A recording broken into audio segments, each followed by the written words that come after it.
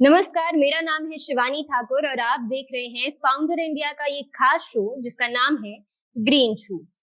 Green shoots के जरिए अब तक आप तक बहुत सारी कहानियां पहुंचा चुके हैं, बिजनेस से जुड़ी, स्टार्टअप से जुड़ी। आज हमारे साथ जुड़ने जा रही हैं डॉक्टर अंचल गुप्ता। बात करेंगे उनसे उनके वेंचर की। एक आई स्पेशलिस्ट होने के साथ साथ उन्होंने एक एनजीओ की शुरुआत की और अपनी फील्ड में बहुत नाम कमाया। डॉक्टर, बहुत स्वागत है आपका। नमस्कार, थैंक यू सो मच मुझे यहाँ बुलाने के लिए। बहुत बहुत धन्यवाद आपका। डॉक्टर, सीधे अपने पहले सवाल पे आती हूँ।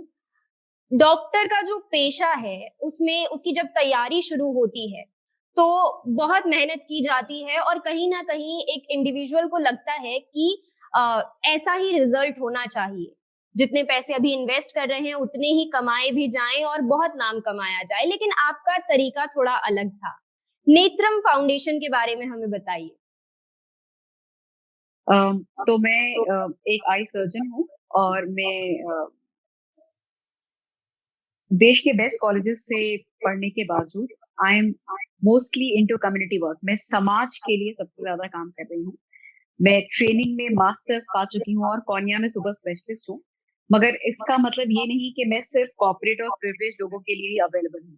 तो नेत्रम इस उद्देश्य से बनाई गई कि वो लोग जो कि अच्छे बड़े अस्पतालों में अच्छे डॉक्टरों के द्वारा इलाज नहीं पा सकते हैं, उन्हें अच्छा इलाज मिल सके, कॉम्पिटिटिव इलाज मिल सके और वो भी अपनी आंखों की रोशनी को पा सके। तो नेत्रम आई फाउंडेशन मैंने इस लिहाज से बनाया कि कम्युनिटी के वो सारे लोग जो कि इलाज के अभाव से नेत्रहीन हो जाते हैं, वो अंडर प्रिविलेज ना रह जाएं और उन्हें हम लोग इलाज प्रोवाइड कर सकें।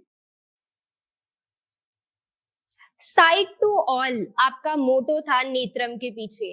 अब तक आप कितने लोगों तक पहुंच पाए हैं? और रोशनी जो आपकी एक वेंचर रहा है, रोशनी हो गया और ऐसे बहुत से आपने वेंचर्स शुरू किए हैं, उनके बारे में कुछ बताइए। नेत्रम आई फाउंडेशन को जब मैंने स्टार्ट किया तो हमारा मेन एम ये था कि हम उन लोगों तक पहुंचे जो हम तक नहीं पहुंच पा रहे हैं। जो कम्युनिटी के अंडर प्रिविलेज लोग हैं, वो अपने डेली वेज का नुकसान ना हो जाए इस वजह से अस्पतालों तक नहीं पहुंच पाते।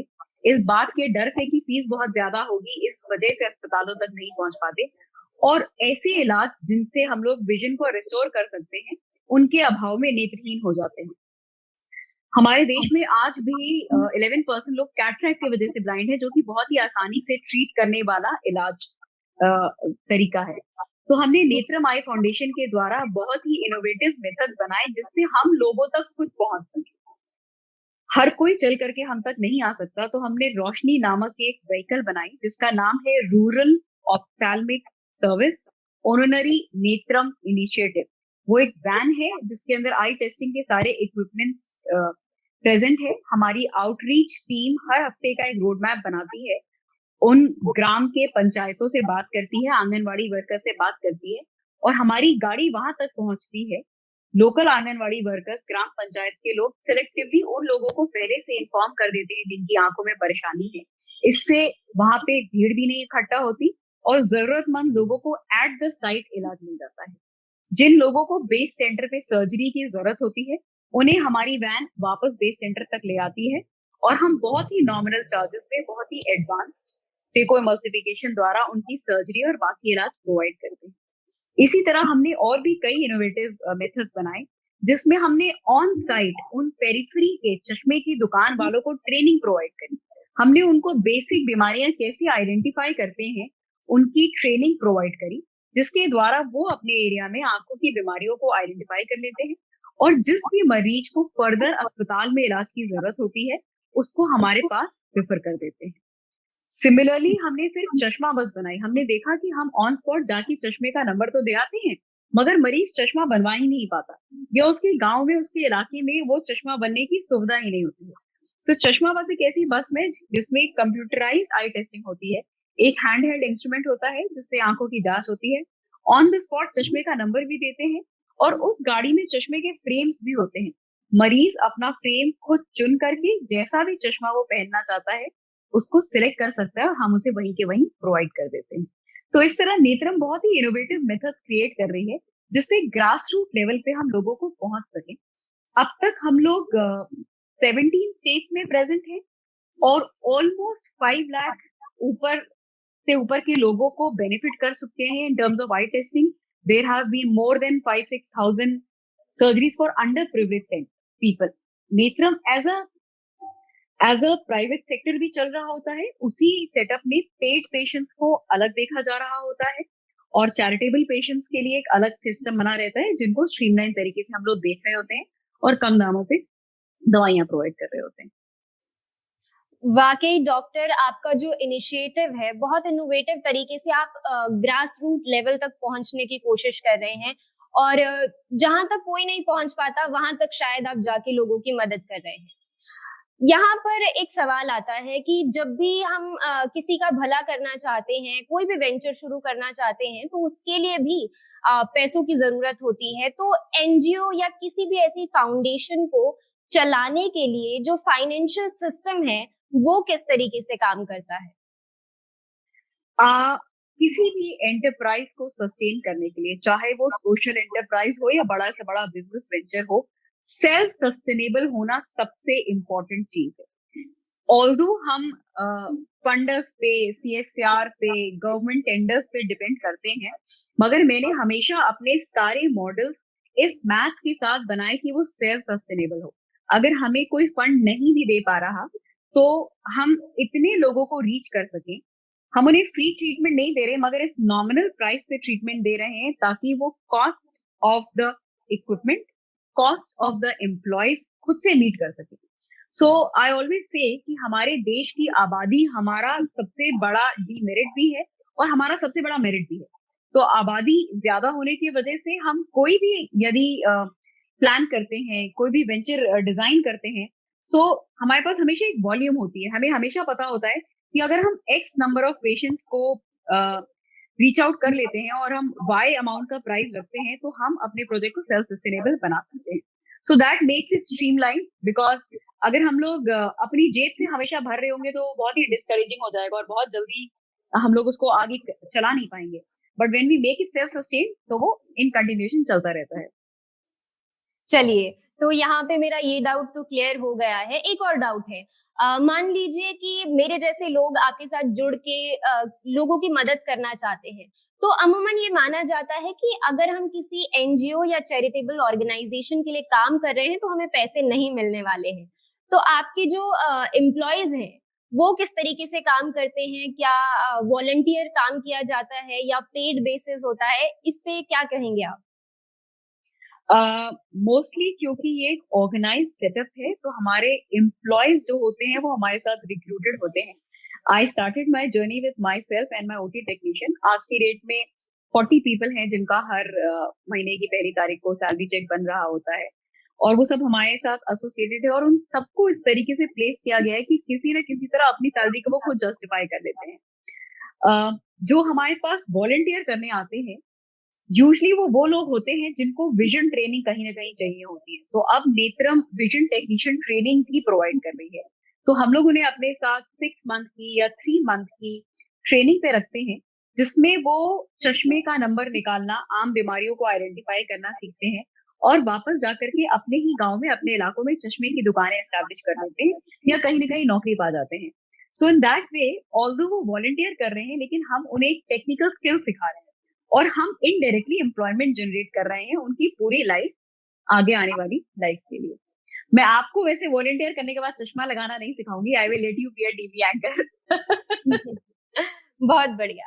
डॉक्टर, आप एलजीबीटी और ट्रांसजेंडर्स के लिए भी कुछ इनिशिएटिव चला रहे हैं, तो उनके बारे में हमारी ऑडियंस को बताइए। जी बिल्कुल। तो जब हमने अपनी नेत्रम जर्नी शुरू करी तो हम मोस्टली चश्मे के ऊपर और कैटरैक्ट सर्जरी के ऊपर और ब्लाइंडनेस के ऊपर काम करते हैं, लेकिन हम सिर्फ वो नहीं करते हैं। उसके अलावा बहुत सारी और इनिशिएटिव्स हैं जो नेत्रम कर रही होती है, जिसमें कि एलजीबीटी कम्युनिटी के लिए ड्राइव है। तो वी रियलाइज कि एलजीबीटी कम्युनिटी वाले हेल्थ कैंप्स में भी नहीं आते। इतना ज्यादा डिफरेंशिएशन है, इतना ज्यादा उनके साथ ट्रीटमेंट अलग तरीके से होता है कि वो फ्री लगाए हुए कैंप में भी आने से शाय करते हैं। So it is a thought that spark कि क्यों ना इनके लिए डेडिकेटेड कैंप्स। तो जो हमने एलजीबीटी कम्युनिटी के लिए कैंप्स इनिशिएट करे, वो हमने सिर्फ ऑप्थेल्मोलॉजी के लिए नहीं रखे। और मैंने ये स्टडी करी कि क्या बीमारियां हैं जो उनमें ज्यादा पाई जाती हैं। तो हमने उनके लिए डर्मेटोलॉजिस्ट, गायनेकोलॉजिस्ट, सर्जन, फिजिशियन और इन सबों के डॉक्टर्स की एक टीम बनाई। और पैन इंडिया लेवल पे हम लोग एलजीबीटी कम्युनिटी के लिए कैंप्स ऑर्गेनाइज करते हैं। जिन एलजीबीटी को फर्दर ट्रीटमेंट की जरूरत होती है, उनकी हम लोग पार्टनर हॉस्पिटल में बात करके अपॉइंटमेंट फिक्स करा करके इलाज करवाते हैं। So it's something very close to my heart where I see that they are as much a part of us as anybody else.